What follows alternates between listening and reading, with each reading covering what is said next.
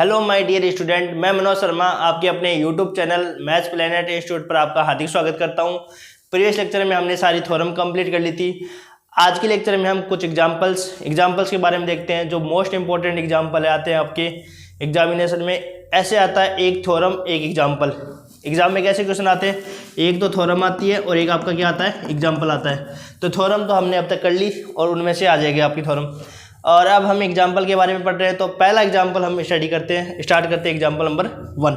तो देखो example number 1 क्या कहता है, मान ज्ञात कीजिए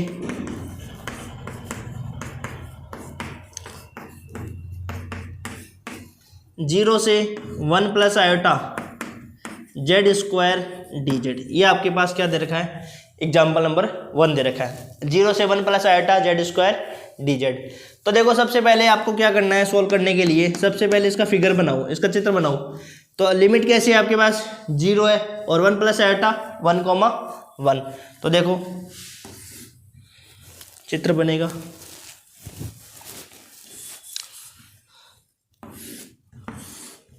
तो 0,0 ये तो हो जाएगा आपके पास मूल बिंदु, और 1,1 कहाँ हो जाएगा आपके पास, यहाँ हो जाएगा 1,1, और ये हो जाएगा आपके पास पॉइंट क्या 1,0। ठीक है। अब आपको ये देखना है कि एफ जेड क्या है अपने पास एफ जेड का मान कितना है, एफ जेड बराबर है जेड स्क्वायर। एफ जेड का मान किसके बराबर है, जेड स्क्वायर। अब जेड स्क्वायर आपका पास कौन सा फंक्शन है, पॉलिनोमियल फंक्शन है, बहुपद फलन है। और बहुपद फलन क्या होता है, सर्वत्र विश्लेषिक होता है। और सर्वत्र विश्लेषिक होता है तो हमने पिछली जो क्लास थी उसमें एक थ्योरम का स्टेटमेंट पढ़ा था क्या, कि यदि एफ जेड एनालिटिक है, एफ जेड क्या है, एनालिटिक फंक्शन है, तो जो समाकल का मान होता है वो पद से क्या होता है, स्वतंत्र होता है। समाकल का मान पद से स्वतंत्र होता है। पद से स्वतंत्र का मीन क्या हुआ, ये मीनिंग हुआ कि यदि एफ जेड एनालिटिक फंक्शन है तब आप समाकलन किसी भी पद के अनुदिश मान निकाल लो, मान क्या आएगा, समान आएगा, बराबर आएगा। ठीक है। यदि एफ जेड एनालिटिक फंक्शन नहीं होता है तब अपन यदि अलग अलग पदों के अनुसार मान निकालेंगे तब मान सारे क्या आएंगे, अलग अलग आएंगे। ठीक है, ये हमने थ्योरम पढ़ी थी। ठीक है। अब देखो यदि मान लो कि अपने पास एफ जेड यहाँ पे कोई फंक्शन, इस फंक्शन में मान लो आपके पास पद और देता, मान लो आपको कोई भी पद दे देता, साइक्लॉइड देता, चक्करस देता, कुछ भी दे देता, तो हम क्या करते, हम ये चेक करो, सबसे पहले हमें ये चेक करना होता है कि एफ जेड एनालिटिक है या नहीं है। एफ जेड एनालिटिक है तब तो हमने जो पद दिया है उसका कोई मतलब ही नहीं है, आप उस पद का यूज भी कर सकते हो और नहीं करना चाहो तो नहीं भी कर सकते हो, क्योंकि हमने ये पढ़ा है कि एफ जेड यदि एनालिटिक फंक्शन होता है तो समाकलन का मान पद से स्वतंत्र होता है। समाकलन आप किसी भी पद के अनुदिश निकाल लो, मान क्या आता है, समान आता है। और यही यदि मान लो आपके पास एफ जेड एनालिटिक फंक्शन नहीं होता तब हमें क्या करना होता है, जो दिया हुआ पद है उसी को ही हम क्या करते, सेलेक्ट करते और उसके अनुदिश हम मान निकालते। क्यों, क्योंकि यदि हम उस पद का मान, यदि उस पद को नहीं सेलेक्ट करते तो हमें पता है कि एफ जेड यदि एनालिटिक फंक्शन नहीं होता है तो समाकलन का मान अलग अलग पदों से अलग अलग मान आता है। ठीक है। तो अब आपको यदि एफ जेड यदि एनालिटिक फंक्शन दे रखा है और आपको जो पद दे रखा है तो उस पद को आप यूज करो या मत करो, आपकी मर्जी है, क्योंकि आप जानते हो कि एफ जेड यदि एनालिटिक फंक्शन है तब समाकलन का मान क्या होता है, पद से स्वतंत्र, मतलब किसी भी पद के अनुदिश मान निकाल लो, समान आता है। कब, जब एफ जेड एनालिटिक होता है तब, और नहीं होता है तब आपको पता है कि अलग अलग पदों से मान अलग अलग आता है। ठीक है। तो अब जानते हैं कि एफ जेड यहाँ पे क्या है, जेड स्क्वायर, और जेड स्क्वायर क्या है, विश्लेषिक फलन है, और विश्लेषिक फलन है तो हम कोई भी पद के अनुदिश इसका मान निकाले, मान क्या आएगा, समान आएगा। ठीक है। तो देखो आगे कैसे सोल्व करेंगे।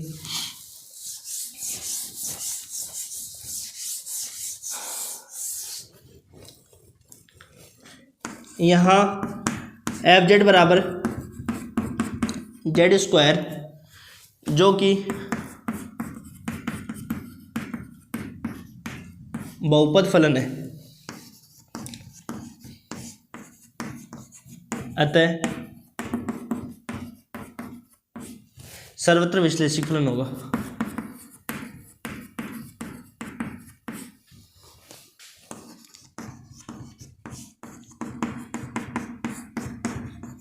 अतः समाकल का मान पद से स्वतंत्र होगा।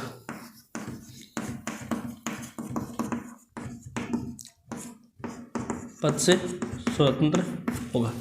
ठीक है, पद से क्या होगा, स्वतंत्र होगा। तो देखो क्या होगा फिर, 0 से 1 plus iota Z square D Z equal to, तो हम इस पद के अनुदिश मान निकालेंगे ओ ए और बी।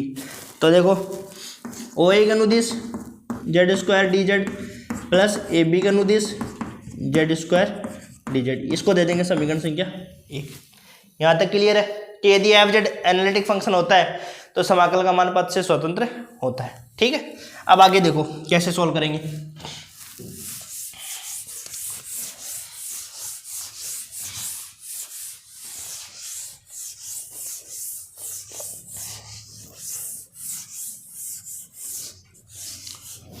अब देखो ओ ए पद पर अपने को देखना है ओ ए पद का समीकरण, फिर ए बी पद का समीकरण। तो देखो ओ ए पद पर,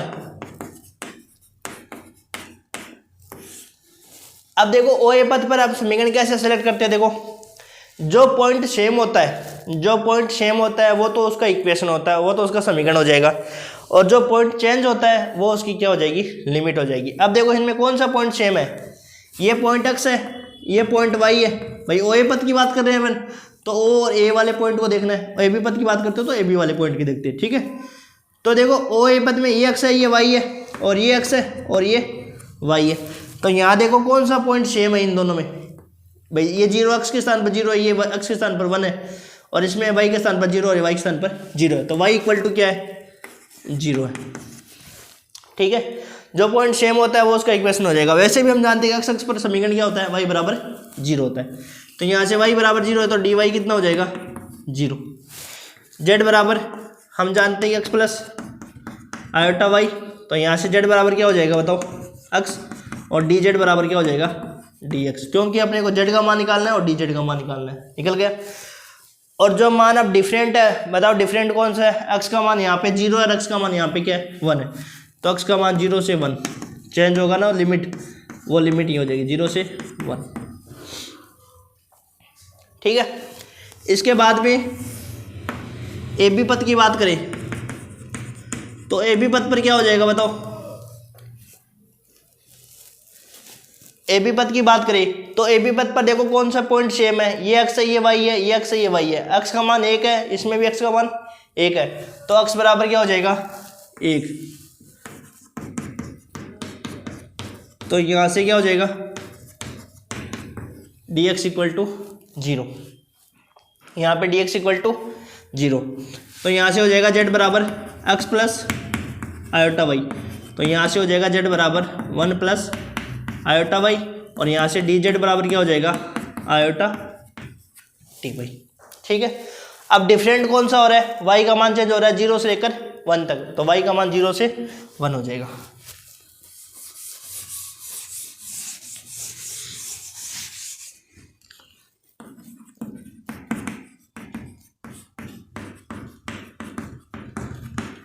जीरो से 1 तक।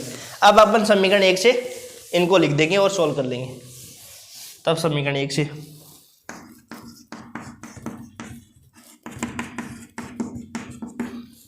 F z z square D z 0 से लेकर 1 plus iota equal to O A पद पर क्या कंडीशन है अपने पास बताओ, जेड के स्थान पर तो क्या रखोगे, एक्स स्क्वायर, और डी जेड के स्थान पर क्या रखोगे, डी एक्स, और लिमिट क्या हो जाएगी 0 से 1। इसमें भी लिमिट क्या हो जाएगी 0 से 1, और जेड के स्थान पर हो जाएगा 1 प्लस आयोटा वाई का स्क्वायर, और इनटू में क्या आ जाएगा, आयोटा डी वाई।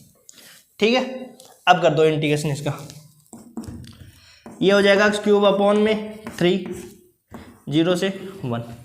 इसका इंटीग्रेशन करेंगे तो देखो 1 प्लस आयोटा वाई का क्यूब अपॉन में 3, और साथ में क्या होगा देखो वाई के रिस्पेक्ट में कर रहे हैं तो आयोटा वाई का दोबारा करेंगे तो आयोटा हो जाएगा, और इनटू ये है आपके पास आयोटा, और लिमिट हो जाएगी 0 से 1। ये समझ में आ गया। तो देखो 1 प्लस आयोटा वाई का क्यूब अपॉन में 3, और इसका क्या हो जाएगा, आयोटा वाई का भाग लगता है ना समाकलन में कोफिशिएंट का क्या करता है, भाग लगता है, और अवकलन में कोफिशिएंट का क्या होता है, मल्टीप्लाई होता है। तो ये आयोटा और आ जाएगा, और ये आयोटा पहले से ही है। ठीक है, अब लिमिट रख दो, देखो लिमिट हो जाएगी क्या आपके पास,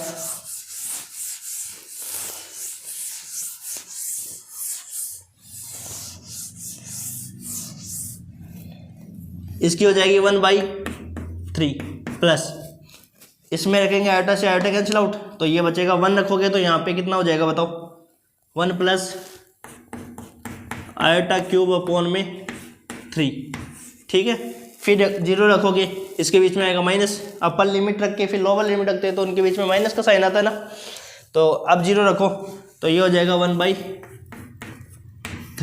तो यहाँ से आ जाएगा आपके पास 1/3 plus 1/3 1 plus iota cube upon में 3 माइनस 1/3, तो यहाँ से 1/3 कैंसिल आउट, तो आंसर हो जाएगा 1/3 1 प्लस आयोटा क्यूब, ये आपका आंसर, यही आंसर आ रहा है, ठीक है। तो ऐसे सॉल्व करेंगे, एग्जाम्पल नंबर आपका ऐसे सॉल्व कर लिया, ठीक है। अब देखो एग्जाम्पल नंबर 2 देखते हैं।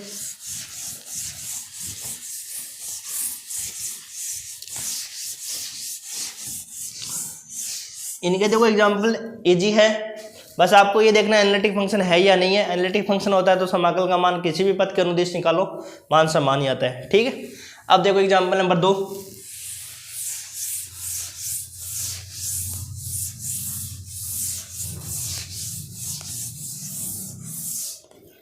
एग्जाम्पल नंबर 2 क्या कहता है, देखो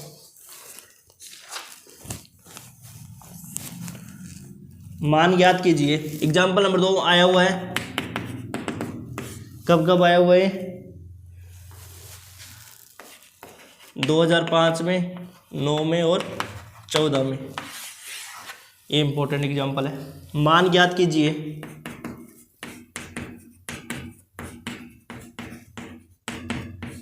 क्या दिया हुआ है, एक सी क्लोज के 2z² plus 3z plus 2dz, जहाँ सी जो आपको पथ दे रखा है वो क्या दे रखा है, सी चक्रज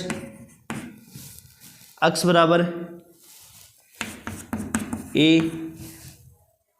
थीटा प्लस साइन थीटा और वाई बराबर आपको दे रखा है ए 1 minus cos theta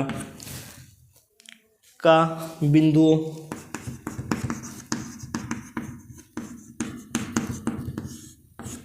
zero comma 0 तथा पाई ए कोमा 2a के मध्य कोई चाप है, के मध्य चाप है। ये आपका क्वेश्चन है, एग्जाम्पल है। तो देखो आपको मान निकालना है, क्या दे रखा है, z² plus 3z plus 2 into dz, और आपको चक्रज एक सी दे रखा है, सी जो पथ दे रखा है वो आपको क्या दे रखा है, अक्ष बराबर a theta plus sine theta, y बराबर ए 1 माइनस कोस थीटा, चक्रज दे रखा है, साइक्लॉइड का समीकरण दे रखा है, ठीक है। का बिंदु 0,0 तथा पाई ए 2a के मध्य कोई चाप है, ठीक है। अब सबसे पहले आप ये देखो, इसका पहले तो चित्र बनाओ, पहले तो क्या बनाओ, चित्र बनाओ। तो देखो चित्र क्या बनेगा,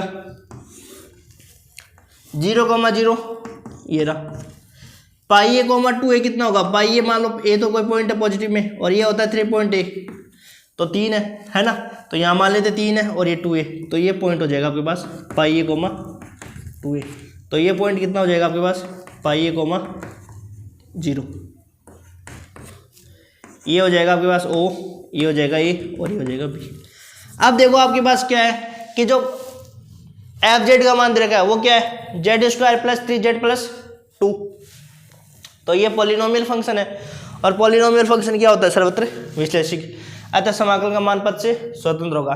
तो आप इस पद को सिलेक्ट करके भी आप मान निकालोगे तो भी मान समान आएगा, और आप अपने पद के अनुदिश मान निकालोगे तो भी मान समान आएगा।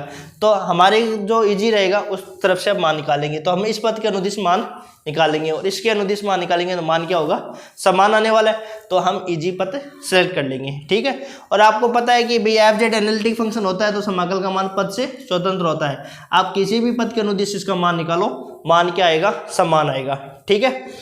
तो हम क्या करेंगे, देखो पहले तो यहाँ लिखेंगे यहाँ FZ बराबर z² प्लस 3z प्लस 2 जो कि पॉलिनोमियल फंक्शन है, बहुपद फलन है, अतः सर्वत्र विश्लेषिक होगा। अतः समाकल का मान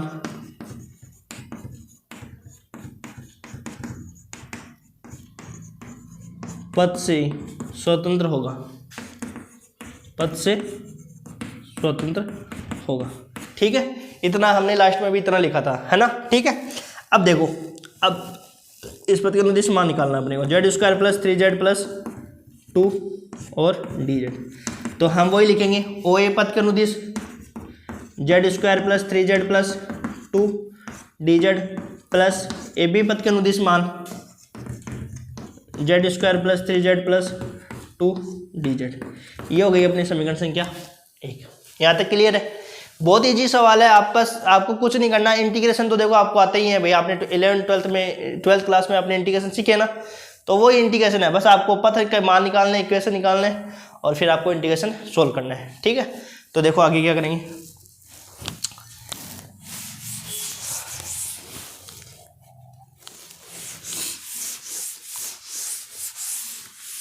अब देखो ओ ए पथ के अनुदिश मान देखो, ओ ए पथ पर, ओ ए पथ पर क्या हो जाएगा बताओ, कौन सा पॉइंट सेम है, y इक्वल टू 0 है, तो यहाँ से डी वाई कितना हो जाएगा, 0 के बराबर हो जाएगा। z बराबर क्या हो जाएगा, x प्लस आयोटा वाई, तो यहाँ से डी जेड बराबर क्या हो जाएगा, डी एक्स। तो यहाँ से देखो z बराबर क्या हो जाएगा अपने पास x, और यहाँ से डी जेड बराबर क्या हो जाएगा, डी एक्स।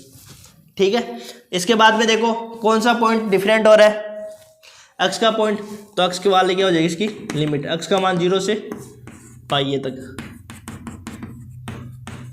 ठीक है, ये ओ ए पथ की होगी। अब ए बी पथ पर बात करते हैं, तो ए बी पथ पर क्या हो जाएगा, कौन सा पॉइंट सेम है ए बी पथ का, x वाला सेम है, तो x बराबर पाई ए, यहाँ से डी एक्स कितना हो जाएगा, 0।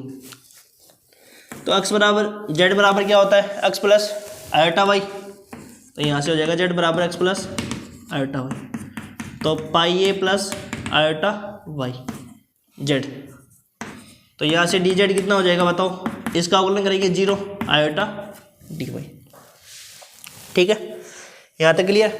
अब कौन सा मान डिफरेंट हो रहा है बताओ इसमें, y वाला, तो y का मान हो जाएगा 0 से 2a तक। यहाँ तक समझ में आ गया, क्लियर है यहाँ तक। सबसे पहले आपको देखना है ओ ए पथ पर, तो ओ ए पथ पर कौन सा पॉइंट सेम है, y इक्वल टू 0, तो यहाँ से डी वाई इक्वल टू 0, तो z बराबर x प्लस आयोटा वाई, यहाँ से z बराबर x मिला और डी जेड बराबर डी एक्स। और कौन सा पॉइंट चेंज हो रहा है, तो x का मान चेंज हो रहा है 0 से पाई ए तक। इसी प्रकार ए बी पथ पर x बराबर पाई ए, इसका इक्वेशन हो जाएगा, तो डी एक्स बराबर 0, तो यहाँ से z बराबर क्या होता है, x plus iota y, pi a plus iota y, d z बराबर क्या हो जाएगा, आयोटा डी वाई। आप डायरेक्ट भी दे सकते हो, अवकलन करोगे तो भी, है ना, इसका भी अवकलन करोगे तो डी एक्स तो वैसे ही 0 आ गया। ठीक है, अब देखो ये मान रख दो समीकरण 1 में। अब चित्र का काम नहीं है, अब नॉर्मल इंटीग्रेशन करना है, वो आपको करना है। देखो समीकरण 1 से,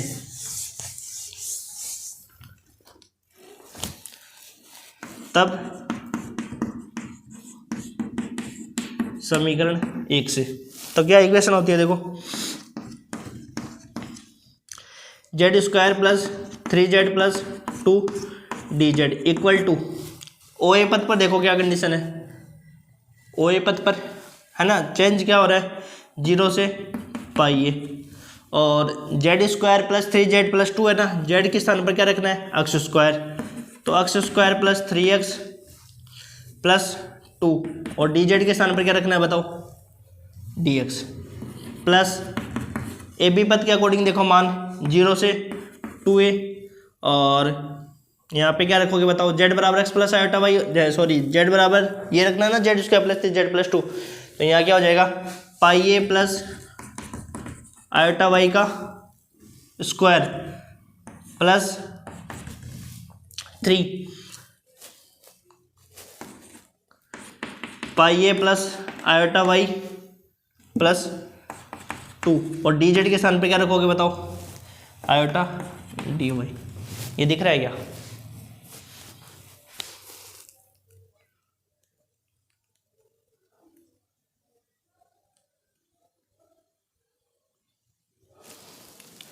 थोड़ा इधर लिख देते हैं इसको, दिख नहीं रहा उधर से।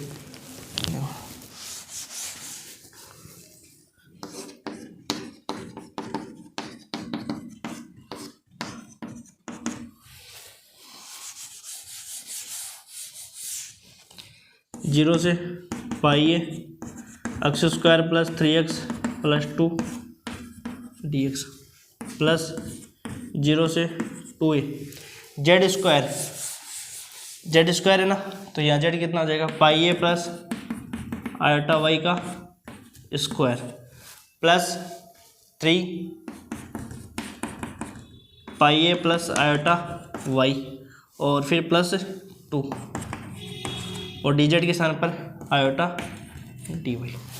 अब इसका इंटीग्रेशन कर दो, एक्स क्यूब अपॉन में 3 प्लस 3x स्क्वायर अपॉन में 2 प्लस 2x, तो ये हो जाएगा लिमिट 0 से पाई है। अब इसका इंटीग्रेशन देखो, एक बार तो यहाँ लिख देते हैं फिर ऊपर लिखेंगे क्योंकि नहीं दिखेगा यहाँ पे कोने में, है ना। अब देखो इसका लिमिट करो, इसका इंटीग्रेशन करो, सॉरी इंटीग्रेशन क्या हो जाएगा बताओ, पाई ए प्लस आयोटा वाई का क्या हो जाएगा, पाई ए प्लस आयोटा वाई का क्यूब, ठीक है, अपॉन में क्या हो जाएगा 3, और देखो y के रिस्पेक्ट में कर रहे हैं तो इसका क्या हो जाएगा आयोटा, यहाँ हो जाएगा देखो क्या, पाई ए प्लस आयोटा वाई का क्यूब अपॉन 3 आयोटा, ठीक है। इसका क्या हो जाएगा 3 पाई ए प्लस आयोटा वाई का स्क्वायर अपॉन में 2 आयोटा, और ये हो जाएगा आपके पास क्या 2y और साथ में आयोटा डी वाई। इतना आ गया क्या समझ में, ये देख लो। इंटीग्रेशन बड़े नहीं आएंगे इसमें, इंटीग्रेशन आपके छोटे आएंगे, ठीक है। देखो ये +2 है, ध्यान रखना यहाँ पे +2 है। इंटीग्रेशन कैसे किया, पाई ए प्लस आयोटा वाई का क्यूब अपॉन में 3 iota, 3 pi a plus iota Y का स्क्वायर अपॉन में 2 आयोटा, और ये हो गया 2y और इसे आयोटा डी वाई। अब देखो समझो यहाँ तो ये तो इंटीग्रेशन कुछ नहीं है, ये तो इजी सा है, ये तो कर लोगे आप। इसमें देखना गलती देखो कहाँ हो जाती है, इस आयोटा वाले में गलती हो जाती है आपकी पहली बात तो, और फिर आप क्या करें कॉमन सही से नहीं लेते तो आंसर गलत आ जाता है। देखो यहाँ समझना क्या करोगे, आयोटा कॉमन ले लोगे भाई, 1 अपॉन आयोटा है ना भाई, ऐसे कर लो या तो कि ये आयोटा अंदर भेज दो भाई, यहाँ पे देखो ये आयोटा से गुणा करोगे तो यहाँ आयोटा कैंसिल, यहाँ आयोटा कैंसिल, यहाँ क्या हो जाएगा आयोटा लग जाएगा, और फिर यहाँ पे आयोटा बाहर ही। ऐसे कर लो, चाहे आप ऐसे कर लो कि आयोटा को हटा दो यहाँ से, तो देखो यहाँ करेंगे कैसे,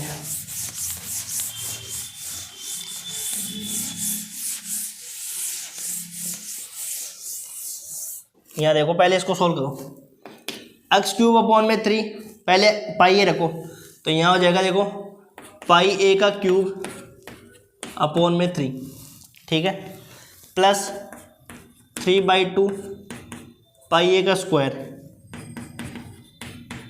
प्लस 2 पाई ए, 0 रखोगे यहाँ पे तो ये 0 और ये 0 सब 0, तो यहाँ देखो इसकी लिमिट नहीं लगी ना, 0 से 2a, 0 से 2a लिमिट है ना, हाँ पाई ए 2a का था ना। यहाँ पे देखो प्लस, अब यहाँ पे देखो लिमिट लगाओ, तो लिमिट क्या लगेगी बताओ इसका, पहले 2a लगा दो इसमें, यहाँ पे क्या लग दो 2a, या ऐसे करें हम कि इसको आयोटा को हटा देते हैं यहाँ से, है ना। तो ये देखो आप ऐसे करो इसको, 1 अपॉन आयोटा ले लो यहाँ पर बाहर, ठीक है, और ये आयोटा आपके बाहर है ही ऑलरेडी, तो देखो ये हो जाएगा आपके पास 1 अपॉन आयोटा और ये आयोटा बाहर है, ठीक है भाई। क्या किया हमने यहाँ से 1 अपॉन आयोटा, या ऐसे कर लो कि आयोटा से पूरे को क्या कर दो गुणा कर दो, ठीक है। तो यहाँ से क्या हो जाएगा देखो पाई ए प्लस आयोटा वाई का cube plus 3/2 pi a plus iota Y का स्क्वायर प्लस 2 आयोटा वाई, यहाँ पे आयोटा गुणा कर दिया, देखो 1 अपॉन आयोटा ले आना अपने, तो ये 1 अपॉन आयोटा तो बाहर आ गया, ये भी 1 अपॉन आयोटा बाहर आ गया, इसमें क्या हो जाएगा मल्टीप्लाई हो जाएगा, और लिमिट रख दो 0 से 2a, ये कैंसिल आउट हो जाएगा। अब आयोटा को जोड़ ही नहीं है क्योंकि देखो आयोटा का जोड़ नहीं हो, आयोटा यदि मान लो गड़बड़ करेगा ना बीच में फिर दिक्कत हो जाएगी आपके, इसलिए आयोटा को पहले क्या कर दिया, हटा दिया पद। अब देखो अब कोई दिक्कत नहीं है आपके, अब सोल्व कर लो। पाई ए का क्यूब अपॉन में 3 प्लस 3/2 पाई ए का square plus 2 pi a plus, अब देखो यहाँ क्या करोगे, 2a रखो, यहाँ पे लिमिट नहीं अप्लाई की अभी अपने, तो पाई a plus 2a iota upon 3, ठीक है। y के स्थान पर क्या रखेंगे, देखो y के सापेक्ष हम कर रहे हैं इंटीग्रेशन, y के सापेक्ष इंटीग्रेशन कर रहे हैं और y की लिमिट रखेंगे, तो 2a रख दो plus 3/2 pi a plus iota 2a का स्क्वायर प्लस 2 आयोटा 2a, ठीक है। फिर माइनस, बड़ा ब्रैकेट लगा दो चाहे छोटा ब्रैकेट लगा दो, एक ही बात है, माइनस लिख के कर दो, वैसे भी सारे पद माइनस में होने वाले हैं, तो मिड ब्रैकेट लगा दो चाहे,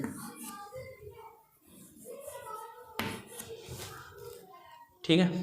फिर ये लगा दो, यहाँ से क्या हो जाएगा, ये डायरेक्ट ओपन ही कर लो, लिमिट लगा के डायरेक्ट ओपन ही कर लो, इसमें कोई दिक्कत नहीं आएगी, डायरेक्ट ओपन ही कर लो। माइनस करना है ना अपने को, यहाँ देखो यहाँ ले लो, दिखेगा नहीं उधर वाली साइड, 2 आयोटा 2a, तो देख लेता हूँ मैं, दिख रहा है क्या आपको उधर वाली साइड,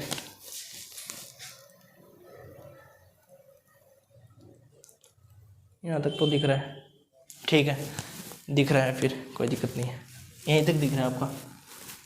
तो यहाँ देखो अब 0 रखोगे, तो 0 रखोगे तो y के स्थान पर 0, तो ये हो जाएगा माइनस पाई ए का क्यूब अपॉन में 3, ठीक है, प्लस माइनस 3/2 पाई ए का स्क्वायर, और ये रखोगे 0 तो ये हो जाएगा आपके पास 0, ठीक है, ये सॉल्व हो जाएगा।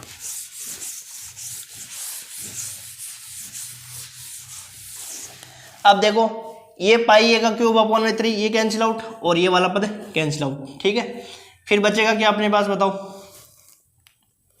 2 पाई ए बचेगा, 2 पाई ए, तो यहाँ से देखो ये वाला पद इस वाले पद से कैंसिल, ये वाला पद इस वाले पद से कैंसिल, तो ये बच गया 2 पाई ए प्लस, अब देखो ये वाला पद बच गया अपने पास, है ना,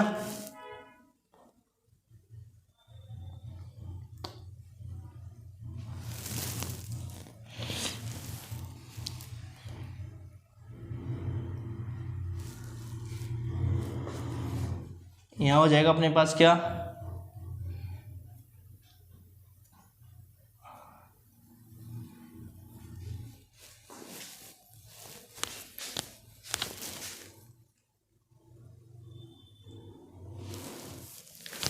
दिख रहा है ना वहाँ तक अपने को, एक बार चेक कर लेता हूँ मैं, देखो वापस,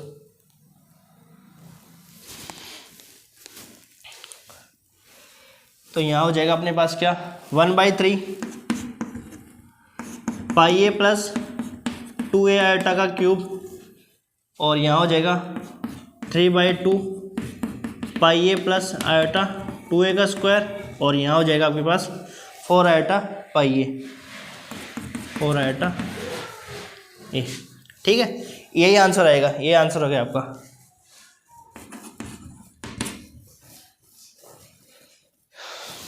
ये जी सा सवाल था ना अपना, तो ये ध्यान से एक बार कर लेना। आयोटा वाले पद वालों में आयोटा अपन ने क्या कर दिया, इधर बाहर कर दिया था, और आयोटा से फिर आयोटा अपने पास पहले ऑलरेडी था, तो ये सॉल्व कर लिया, ठीक है, यहाँ तक अपना सही है। कॉमन लेना चाहो तो कॉमन भी ले सकते हो, वो एक ही बात है, ये इतना आंसर करके आओगे तो भी सही है, ठीक है। अब देखो आगे एग्जाम्पल नंबर 3 करते हैं। ये आया हुआ भी है 2009 में और 5 में 14 में आया हुआ है, तो इसको थोड़ा ध्यान से कर लेना।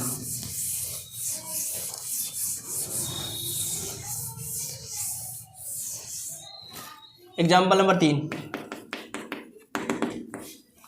एग्जाम्पल नंबर 3 क्या कहता है, देखो सिद्ध कीजिए कि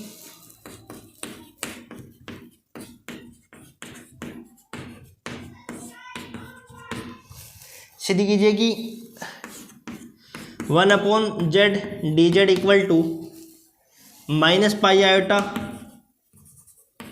या प्लस पाई आयोटा, ठीक है। और यदि सी क्या दे रखा है आपको, जो सर्किल जो आपको पथ दे रखा है वो क्या दे रखा है, सी एक -1 से +1 तक, -1 से +1 तक वास्तविक अक्ष के ऊपर या नीचे, ऊपर या नीचे अर्धवर्तीय चाप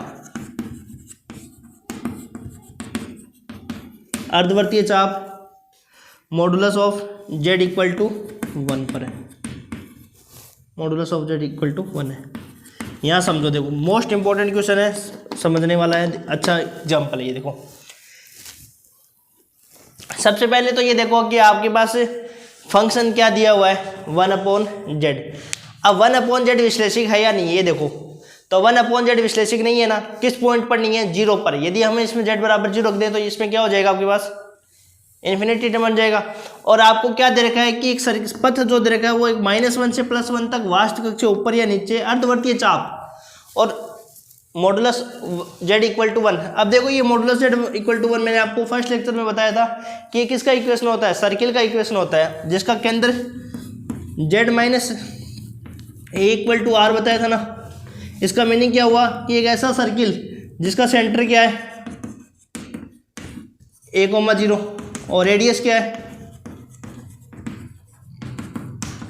r है, ठीक है।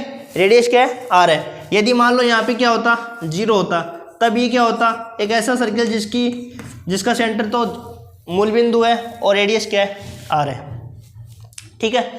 अब जो फंक्शन आपके पास दे रखा है 1/z है, ये z बराबर 0 पर क्या नहीं है, एनालिटिक नहीं है, और ये z बराबर 0 किस में आ रहा है, ये सर्किल में आ रहा है, तो इसके अंदर तथा ऊपर fz एनालिटिक नहीं है। तब जो समाकलन का मान होगा वो पद से क्या होगा भाई, यदि fz मान लो एनालिटिक होता है,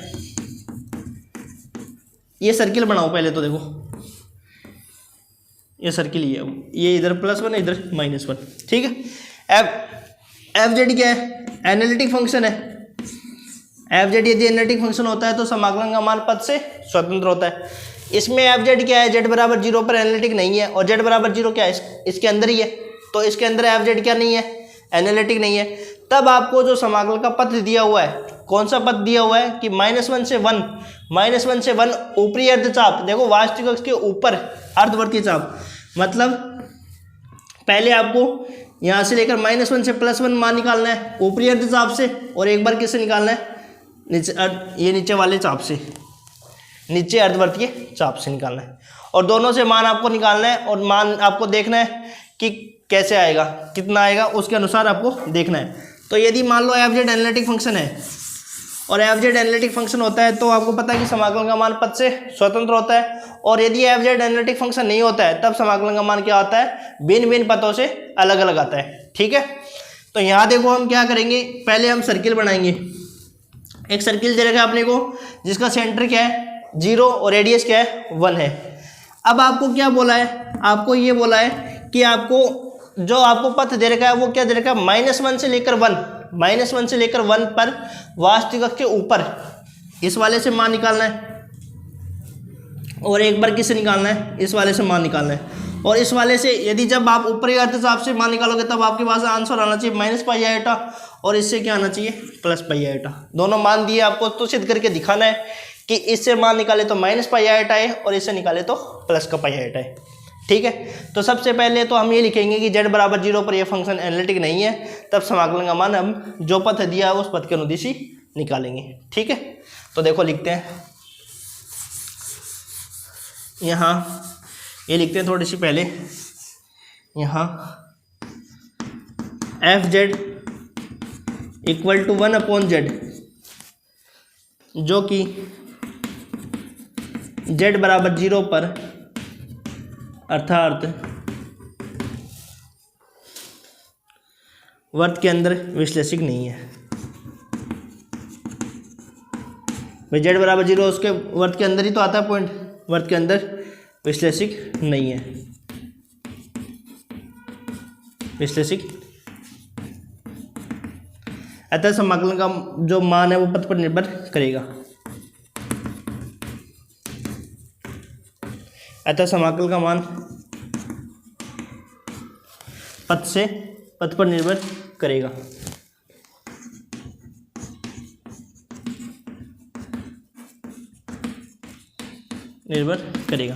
देखो यदि एफ जेड मान लो एनालिटिक फंक्शन होता ना, तब तो समाकल का मान पथ से स्वतंत्र होता है, और यदि समाकल का मान यदि एफ जेड है वो विश्लेषिक नहीं होता है, तब समाकल का मान है वो पथ पर निर्भर करेगा। क्यों? क्योंकि जिन जिन पथों के अनुदिश अपन मान निकालेंगे उन पथों के अनुदिश मान क्या आएगा? डिफरेंट आएगा। इसलिए समाकल का मान पथ पर निर्भर करता है। ठीक है, एक बार वापस सुन लो कि यदि एफ जेड एनालिटिक फंक्शन होता है तो समाकल का मान पथ से स्वतंत्र होता है, किसी भी पथ के अनुदिश से इसका मान निकालो समान आता है। और यदि मान लो एफ जेड एनालिटिक फंक्शन नहीं होता है, तब समाकल का मान पथ पर निर्भर करेगा, क्योंकि अलग अलग पथों के अनुदिश उसका मान क्या आता है? अलग अलग आता है। ठीक है, क्लियर। अब देखो आपको क्या करना है कि जो पथ दे रखा है उसमें सबसे पहले -1 से +1 की ओर ये जाना है, और उसमें मान कितना आना चाहिए आपका? ये वाला, और उससे मान वो आना चाहिए। ठीक है, तो देखो पथ नंबर 1 से अब करते हैं। सवाल समझ में आ गया ना आपको कैसे सोल्व करना है? बस सवाल है, इसको समझना जरूरी है। पहले चित्र बना लो, -1 से +1, -1 से +1। तो लिखेंगे जब z -1 से +1 तक ऊपरी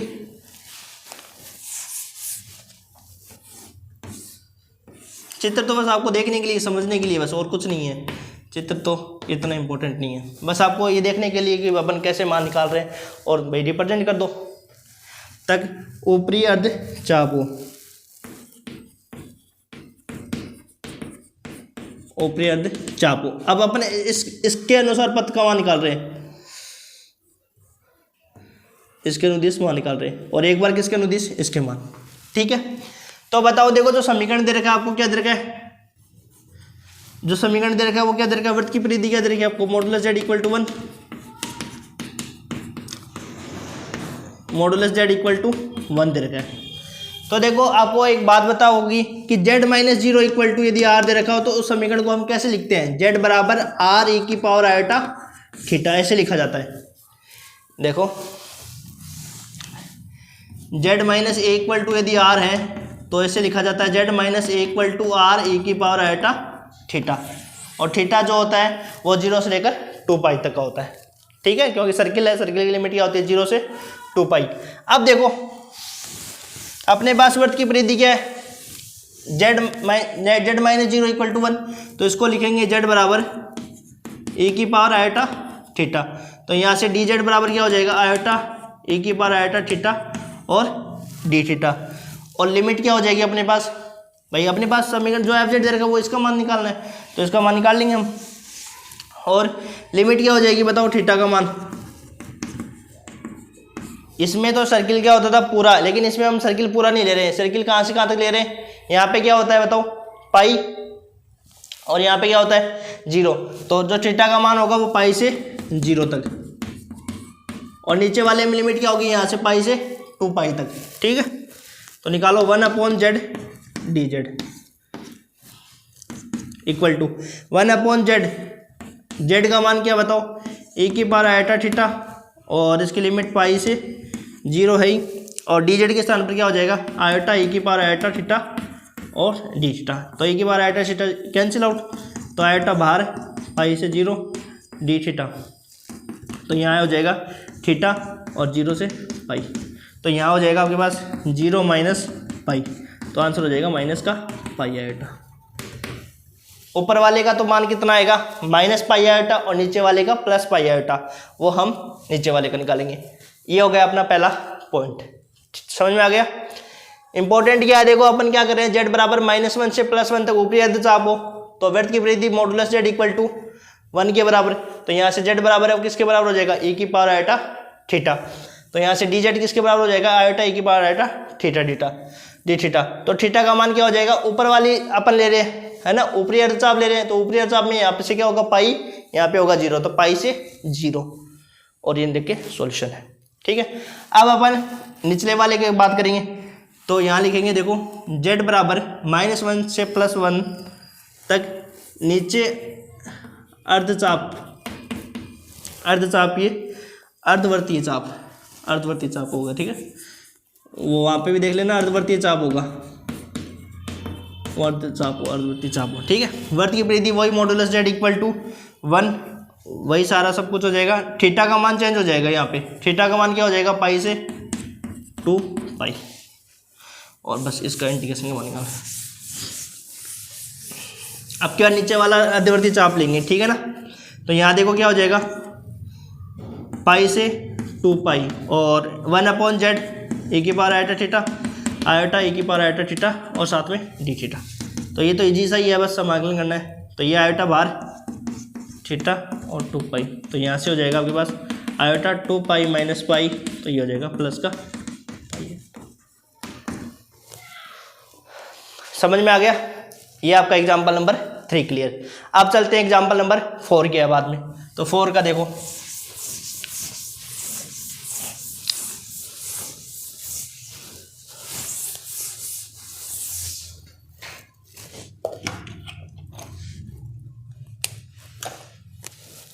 example number 4,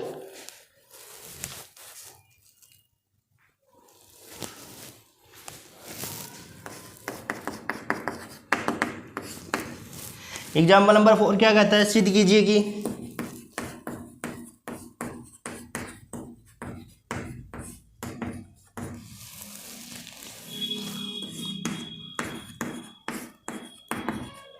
equal to 2 pi iota, जहाँ सी का समीकरण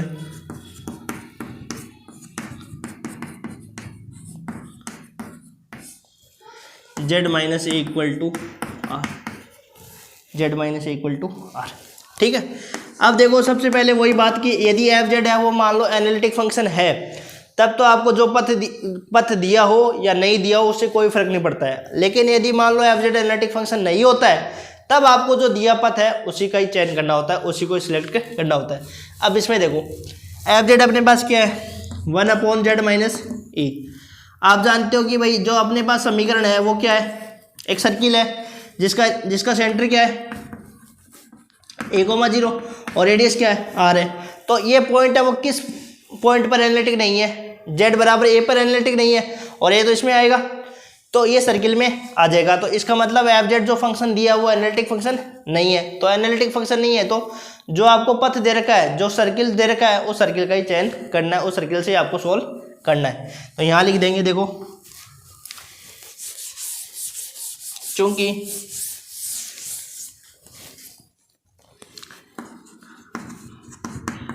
f(z) = 1/z - a, जो कि वर्त z - a = r में विश्लेषिक नहीं है ना, विश्लेषिक, क्यों z बराबर a पर ये एनालिटिक फंक्शन नहीं है, विश्लेषिक नहीं है, अतः समाकल का मान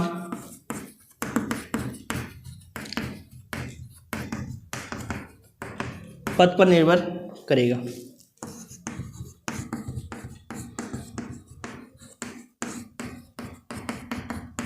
तब जो आपको वर्त का समीकरण दे रखा है वो क्या दे रखा है, z - a = r। तो इसको मैंने लिखना बताया था, कैसे लिखते हैं, z - a = r e⁻θ, और यहाँ से हो जाएगा dz बराबर आयोटा r e⁻θ और d थीटा।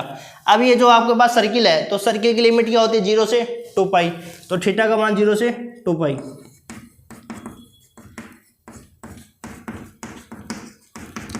0 से 2 पाई तक, बस अब कुछ नहीं है, इस इंटीग्रेशन की वैल्यू निकालनी है और इस इंटीग्रेशन की वैल्यू 2 पाई आयोटा के बराबर आएगी, आपको प्रूफ करके दिखाना है। तो देखो ये तो इजी सा सवाल है, कुछ नहीं है। एग्जाम्पल में देखो, ये आपके एग्जाम में दे भी देंगे नहीं देंगे, लेकिन मुझे नहीं लगता ये इंपॉर्टेंट सवाल है, बस आपके प्रैक्टिस के लिए करवाए। ये हो जाएगा आपके पास 1/z - a डी जेड। तो देखो सर्किल की लिमिट क्या हो जाएगी 0 से 2 पाई 1/z-a के स्थान पर क्या लिखोगे बताओ, आर ई की पावर आयोटा थीटा, और डी जेड के स्थान पर क्या लिखोगे, आयोटा आर ई की पावर आयोटा थीटा और डी थीटा। ठीक है, बस सोल्व करना है, सोल्व करने पर आंसर आना चाहिए 2 पाई आयोटा। कैंसिल आउट, आयोटा बाहर 0 से 2 पाई आयोटा डी थीटा, तो यहाँ से हो जाएगा 2 पाई, सॉरी यहाँ पे हो जाएगा आपके पास आयोटा एल, ये जो इंटीग्रेशन करेंगे तो क्या होगा आपके पास थीटा, और ये हो जाएगा 2 पाई 0 और आयोटा 2 पाई माइनस 0, तो आंसर हो जाएगा 2 पाई आयोटा। ये आपका आंसर हो गया। इजी सा सवाल है, इसमें तो कुछ बताने वाले बात नहीं थी, बट लेकिन फिर भी बता दिया ना। तो आज देखो हमने 4 एग्जाम्पल कर लिए, और अब आगे के जो एग्जाम्पल है वो अगले लेक्चर में हम करेंगे।